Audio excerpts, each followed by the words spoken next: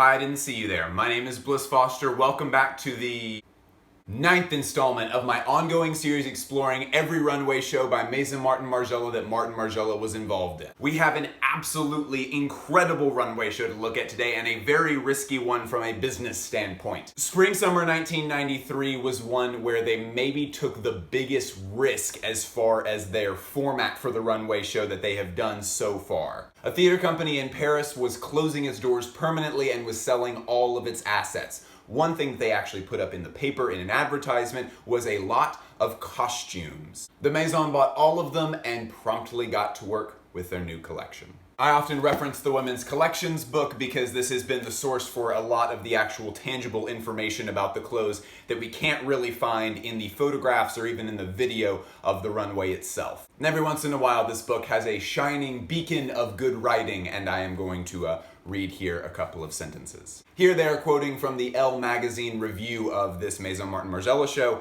quote, "During the chaotic week of the Paris collections, when the press and buyers traditionally rush from show to show in a single monolithic unit, Martin Margiela broke with tradition, and in doing so they neatly cleaved the fashion flock in two.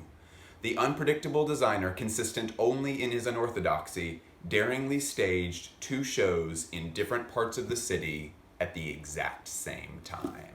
Mwah! What a badass. Now, this would be an incredibly cool move even here in 2020, but what made it an especially cool move in October of 1992 was that it was a time when the fashion press held all of the power in fashion. These editors were being wined and dined by designers. It was not uncommon for runway shows in the center of Paris that were being held in those big tents at the Louvre, not uncommon for them to be served hors d'oeuvres and tons of drinks and for shows to go on for 45 minutes. Point is, they were treated really, really well. Because if those editors were saying this person makes a great collection, you should buy their clothes, that was as powerful then as Instagram is now. And instead of it being a democratic thing that spread out over millions of people the way that Instagram is, it was focused on a handful of individuals that were saying this is good, this is bad. So when Martin does something like hosting both separate shows way out in the 18th arrondissement, and as they're talking, they all kind of figure out like, wait, we have different invitations to the same show. It is likely that these humorless editors who have already critiqued him for a lot of other silly stuff are probably going to feel like he's kind of fucking with them. But at this point, the Maison has gained so much hype and steam that they can't not go. Most of their magazines are making them at this point.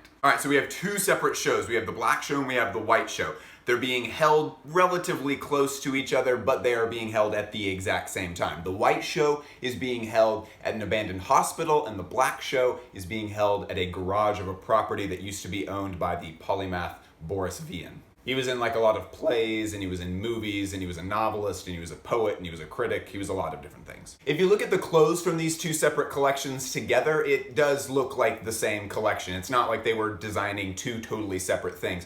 What they did do is all the darker clothes went to the black show, all the lighter clothes went to the white show, and the styling between the two was a little bit different. At the white show, all the models had foundation rubbed really heavily into their eyebrows, kind of dyeing them white. They also had enormous fake white eyelashes. And at the black show, all of the models basically didn't wear a whole lot of makeup, but they did have black bars sloppily painted over their eyes. I like the styling for the white show a lot because at the time it was such a heavy glamour moment in fashion. There was so much makeup and there was so much specific hairstyling and stuff that this sort of almost seemed to be mocking the idea of makeup. Like it's almost like a makeup styling as directed by a 6-year-old boy. And the black show is really interesting as well because it is the first sign of them doing this anonymous, like barring out the eyes kind of idea that will continue for the rest of the Maison's existence. The soundtrack for this show is pretty classic Frederick Sanchez fanfare. It's a John Cale track called Even Cowgirls Get the Blues, and it features a spoken section from Judy Nylon talking about the beheading of John the Baptist.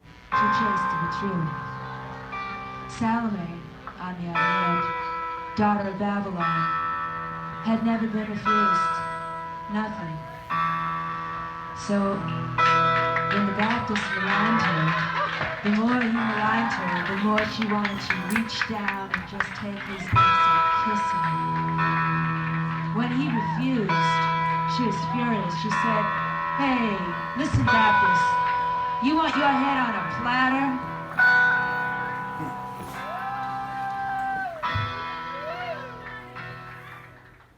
Creepy stuff. Now let's go ahead and clear up one quick thing about the historic accuracy of the items that we'll be showing today. Usually Margiela is really into the idea of historic accuracy. He loves just finding historic garments and then recreating them as exactly as he's able to. But in this case, we bought costumes. We did not buy historic clothing, he bought costumes. So now let's check in with our historic consultant, Lindsay Foster, via satellite so she can give us some comments about the historic accuracy of these costumes. Hey there, Bliss. Thanks for having me on the program. It's all trash.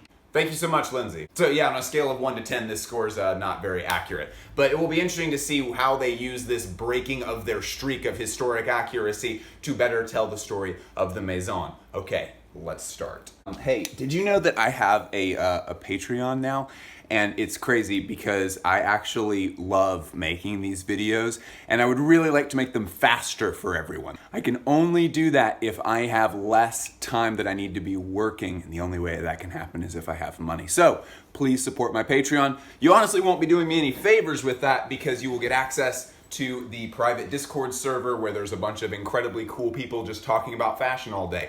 A ton of those people are a whole lot smarter than me, and I am always learning something on that Discord server. I absolutely love it. So join the Patreon, link is in the description. Please do that. Thank you so much. Okay, so before we get cracking too deeply into the details and all of the technicalities of what they were doing with the clothes this season, I want to take a little bit of time and just have us look at the clothes from the White Show, which we have a lot of really good photography of. We don't have a lot of technical details about what specifically they were doing to these clothes. I imagine that these modifications are pretty face value for a lot of them. We're removing a sleeve here, we're cropping something else there, we're replacing a shoulder over here. But just the aesthetic of this show is so solid, and such a left turn as per usual with these shows. I mean, we've had a lot of fairly similar looking things up here. I think now we're going to start seeing Martin galloping a little bit more and being able to take bigger chances with each new show. I really wish we had photography that was this good of the Black Show clothes, but I mean, as you can imagine, it was fairly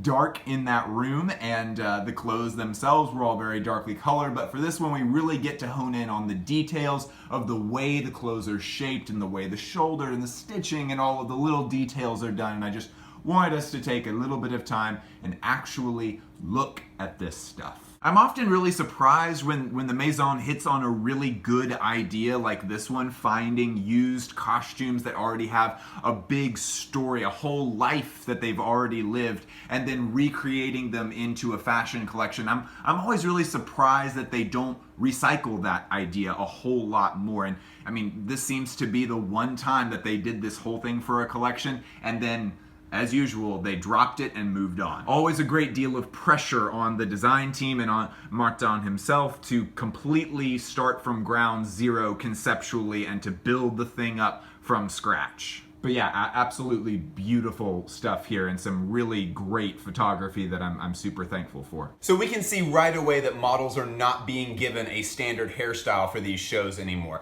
They haven't had a distinct plan for hair since spring-summer 1991. Right here in the beginning of the runway video, we can see one of the most persistent accessories for this season, which is boxwood tree branches. Only the true chosen ones of the eccentric, artsy, weirdo world can pick up a tree branch and go, I will wear this as a necklace, and then make it work. Traditionally, since boxwood trees take forever to grow and they last a super long time, boxwood branches are often used as a symbol of immortality. Now I imagine that was kind of used as a good luck charm for this show, because even though they were being very true to their artistic selves, it had to have occurred to many members of the team that doing some wild shit like 2 runway shows on the other side of Paris and the split invitations and stuff, that had to at least make them think that they could be taken off the Paris schedule or just excluded from the magazines altogether. So maybe we won't have a company anymore in 2 months, but we got these boxwood branches and we're gonna do what we love. Here we go. Here we can see some of the engagements of the costumes used solo. They just literally cut them off the ends of the sleeves and kind of used them as accessories in this show. As always, please pardon my French, I understand it is terrible. And here we can see it paired with this top.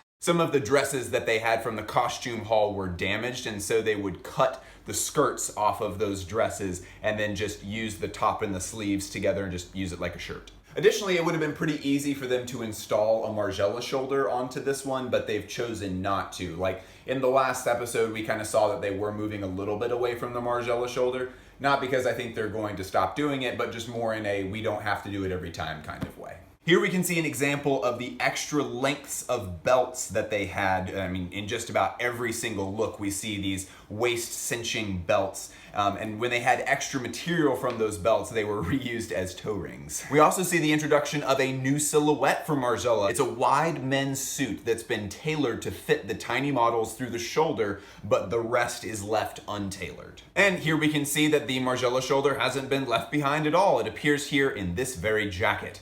We also see a rather new concept that fits perfectly into the world of the Margiela layering technique. Two different sleeve cuffs paired together. One is a big throwback to a mariner's cuff with the folded up denim cuff sprouting up from under it. At least from this still in the video, it looks like the other buttonholes of the mariner's cuff have been closed off with the indentions of the buttons left intact.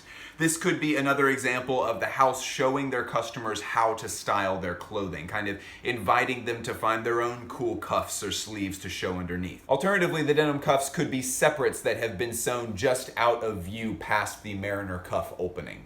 Here we see an outfit that we don't have a lot of info on, but is definitely a great clincher to catch us up to speed on the Margiela woman's look this season. We can see that they're still making most tops and jackets with these tie strings inside them so they can be worn open without the risk of the thing flying open with a sudden gust of wind. It's just that sometimes with this collection, we're replacing those inner drawstrings with these belts. We see a little bit of excess leather being used here as a ring. All right, here we can really see them showing off the fit of these jackets. Super broad men's coats that have a purposeful fit in the shoulder makes for some outstanding bunching of the fabric. The silhouette here is so effortless looking, but of course, as always, it is the fruit of some serious labor by some skilled tailors. As with many other shows in the past with Margiela, it would be one thing if they just bought a bunch of crazy costumes and we're just kind of like, yay, look at these crazy costumes on these beautiful women. But instead they are actually putting in the work and they are remaking these clothes to make them something that is new. They are undoubtedly using the past and these kind of throwaway items. In the past, we've even used trash before to make this point, but they're always remaking them so that they really do work as a piece of clothing that you would want to wear. We can see a great example of the dyeing technique used for this show. After buying all of these costumes from the theater company, they divided them into the black group and the white group, and then over-dyed them in those colors. So the black show was over-dyed black and the white show was over-dyed white. Over-dyeing, by the way, just means exactly what it sounds like. You're either dyeing a garment multiple times using a standard dyeing technique, or you are just keeping it in the dye substantially longer than one normally would to dye a garment. The costumes they got from this theater were all different colors and were made of all different kinds of fabric. But even after the over-dyeing, we don't see a lot of uniformity with the color. We see some beautiful variety. They allowed a kind of controlled chaos to mandate their color palette. Very high risk, high reward move. And one more thing about this outfit and then we can move on. Safety pins also were a big part of this show. We'll see them a lot as we go through here, but I love the fact that they're making them clear and visible. Anybody who has worked on a fashion shoot or at a runway show knows that the final product has often been pinned or clipped multiple times to achieve the desired drape or tension. Here, they need them for the same purposes, but they're, as always, being ham-fistedly transparent about it. And we've talked before that there's kind of this sexy confidence to being able to show the tricks that make your body look so good with the clothes on the outside of the clothes rather than trying to hide those secrets. Whew, we could get into some Foucault there, but I'm gonna resist this time. We're gonna keep going. Okay, this one's kind of unusual. This seems to be a Franken garment with the sleeves from one dress or coat, a crop top all on its own, and maybe a plant in there with the top, and a sheer shirt over top that. We also have a big styling detail from this show represented in this look. All rise. This is a detail that will be done and redone and done again by the Maison up to the present day. Always matching, always just above the elbow. And there's also a heavy hint of matching accessories that they'll continue on for the rest of the Maison's existence, even after Martin leaves, that we're kind of seeing the early stages of here. You may be seated. We see this again a little bit later with what is pretty clearly a costume piece as the top, but it's being flavored with these Margiela cuffs. and then another set of cuffs down at the wrist. The repetition of the same accessory 2 times or 4 times is something that the house stays consistent with for forever. Obviously, anybody who makes accessories wants you to buy a lot of them, but the Maison always seems to bring a purposefulness to having a multitude of their accessories. Here we see some very elaborate costume sleeves, and maybe I am overthinking this. Maybe I'm overthinking it. But geez, this lens flare here really looks a lot like this Margiela top that came out a couple of years ago. Maybe I am going crazy because I am spending 20 to 25 hours a week looking at Maison Martin Margiela archive footage, but I could see this little screen grab from the video going up on the mood board wall and then eventually getting elaborated and designed out into this silk crepe shirt that got released a couple years ago and that I think is very good looking. Here's another cool piece of styling detail. Instead of full branches, sometimes they would just take clear tape and attach rose petals or rose leaves to the model's skin directly. It's so interesting to watch this balance that they're striking between really elaborate execution of complex pattern technique, and then other times they're just like, rose petals, clear tape, done, next thing. It takes someone who is very resolute in their creative direction to be able to make calls like that and for them to look this good when they're finished. Martin, if you're watching, good job. Please come to my house for dinner. Here we can see a very rarely well-lit example of the permanent crease marks in the skirt. This has essentially become a signature of the house at this point. I imagine this item is selling really well in stores. Next, behold, the way that the excess fabric of this jacket sleeve falls over that cuff is perfect. Let's roll it back. There's no way I'm gonna use that. Here we see another marvel of the design team. It's a dress that's been converted into a skirt. That mode of change, the dress into skirt, is one that we've definitely seen before. But here we're seeing a knit dress folded down so the shoulder straps are down past the hips. It's one of those things where you blink and you miss it in the runway show, but it's something that is just a really awesome detail for an article that you buy yourself and wear to parties and to work and stuff. Pieces like this really remind me that these clothes are being designed for the people who are seeing them in the room in person. They're not being designed for Instagram or the way that we designed for like a video that gets put on the fashion channel. They're being designed for people who are witnessing the person who is 3 feet from them wearing it. And that's a completely different effect. Stuff that's being designed for Instagram is great. I love where fashion is at right now. But a lot of that stuff has something that is very clearly crazy about it. Actually, okay, so the thing that I'm wearing right now is a great example of that. It's something that has an interesting technique to it. It's very well made. It's this weird, like, goofy top over this kind of jacket thing that kind of gets birthed out of the unzipped section of it. This is all something that plays really well on Instagram. But a piece with this level of subtlety is something that we don't see a whole lot in fashion anymore. All right, moving on. There's a lot going on with this one. We can see that things have clearly been converted, but we can't really see enough to tell any details. It almost looks like a knit corset, maybe some kind of converted sweater. This is way too cool for me not to show you people, but I'm not really sure exactly what's going on here. Here we can see a classic Margiela knitwear detail that's been present since literally the very first runway show. The seams over the bust here that are typically meant to help a top fall more fluidly over breasts are instead facing outward, so it's having the opposite effect. And we can see a dress on this model in the back that has a sheer knitwear top over it. Kind of an evolution of the ripped tights as a top, but executed as a regular piece of knitwear. This move is especially effective on this look where the undergarment, the jacket, is held open a bit. This is a look that's just waiting to be worn by the coolest girl at a party. Here we can see a really interesting flip on a previous idea. The Spring/Summer 1990 show, which I imagine we will just be referencing for the rest of this series because that show was just so good. Anyway, that show that so beautifully demonstrated this idea of the oversized tank tops being bunched up under a tight sheer top. We're now doing the inverse of that idea, it would seem. We have a fairly well-fitted vest and the Boxwood branch under a very boxy and roomy sheer top. It almost kind of gives sort of a snow globe effect where we're watching this very slim body and these pieces float around underneath this thin outer layer. As all the different pieces shift and move around, we're kind of watching them through this atmosphere of the boxy sheer top. Here we see an item that looks great as a result of the white over dyeing process. The faded pastel looks absolutely incredible here. And this is another one where a pretty shocking color for a Margiela show. I mean, powder blue, like that's pretty weird.